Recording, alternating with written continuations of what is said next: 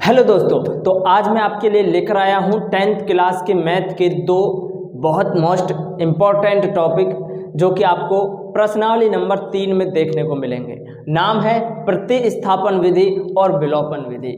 आज इनको दोनों को क्लियर कर जाएंगे, बहुत अच्छे तरीके से पढ़ेंगे, आपको समझ आएगा। इस तरीके से मैं आपको पढ़ाऊँगा। देखिए, प्रतिस्थापन विधि किस तरीके से हम हल करते हैं, किस तरीके से x और y का मान निकालते हैं, तो सीखते हैं। चलिए, प्रतिस्थापन विधि में मैंने यहाँ पर दो समीकरणें लिख रखी हैं, x प्लस वाई बराबर 11 और x माइनस वाई बराबर 9।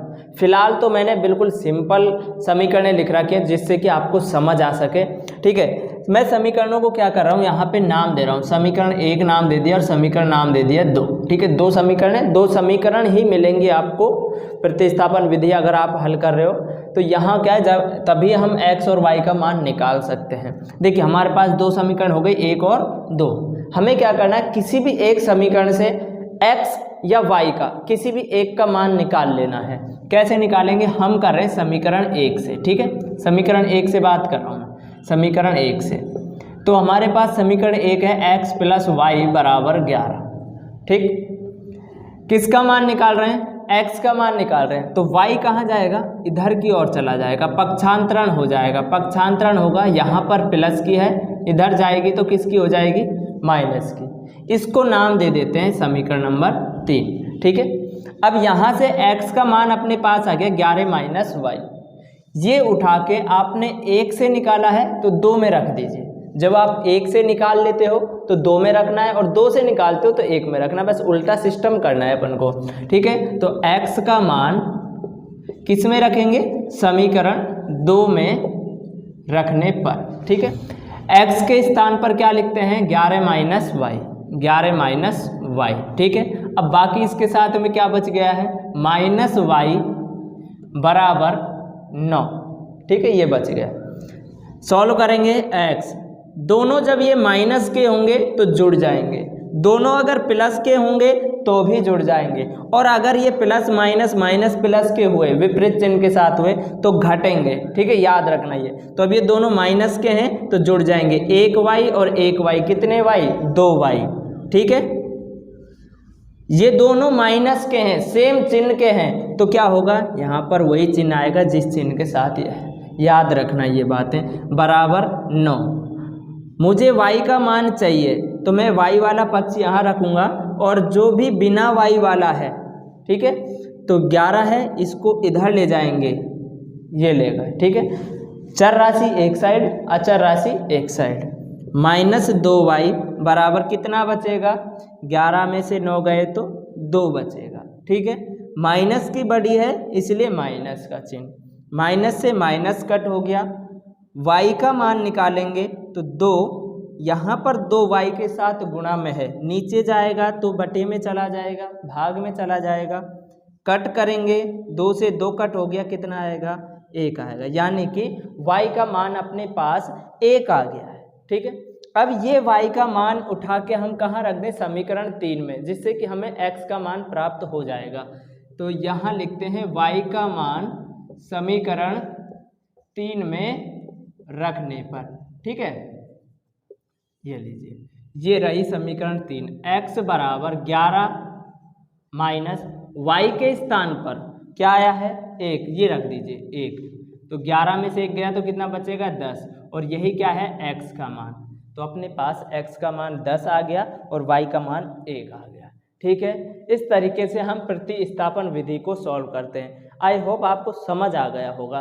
ठीक है, चलिए अब शुरू करते हैं विलोपन विधि। तो किस तरीके से सॉल्व करते हैं, मैंने विलोपन विधि के लिए एक अलग सवाल लिख रखा है। ठीक है, आप इसको भी सॉल्व कर सकते हैं। जब आपके ये सवाल समझ आ जाएगा तो आप इसको घर बैठ के करना। ठीक है, चलिए स्टार्ट करते हैं। यहाँ पर भी मेरे पास दो समीकरण है, समीकरण 1 और समीकरण 2। ये तरीका अलग था, इसमें क्या है, एक समीकरण से x का मान निकालते हैं, फिर उसको उठा के दूसरे समीकरण में रख देते हैं और सॉल्व करने पर मान निकालते हैं। ठीक है, फिर उसको उठा के तीसरी समीकरण में रख देते हैं, ये तरीका है। लेकिन यहाँ थोड़ा सा अलग है।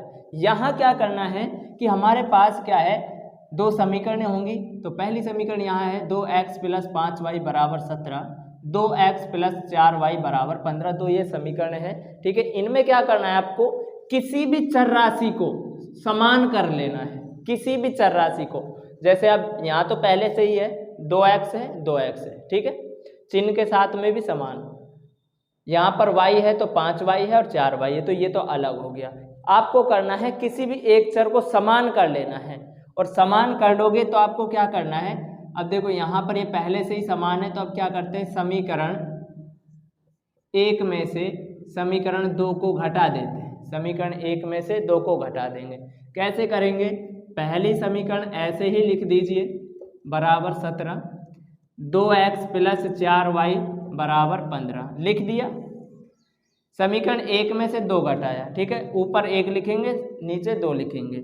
घटाने की बात हो रही है तो नीचे वाली जो भी समीकरण लिखी है उसके चिन्ह चेंज कर दीजिए। ये प्लस का है ये माइनस, ये प्लस का है ये माइनस, और ये प्लस का है ये माइनस, ठीक है, सारे ही माइनस के हो गए। अब देखो 2x में से 2x घटा दो, क्या बचेगा 0, यानी कि ये कैंसिल हो जाएगा।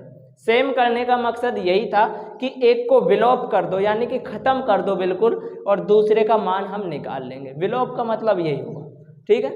अब यहाँ पर बच गया y वाला पद, तो 5y में से 4y घटाएंगे तो कितना बचेगा, 1y बचेगा, बराबर 17 में से 15 घटाएंगे तो कितना बचेगा, 2 बचेगा, यानी कि y का मान अपने पास क्या प्राप्त हो गया, 2 प्राप्त हो गया। बहुत ही सिंपल विधि है, आप ध्यान से देखना, और अगर आप मेरी स्पीड थोड़ी तेज लगे आपको तो आप क्या है, रिवर्स करके वीडियो को देख सकते हो दोबारा से, ठीक है।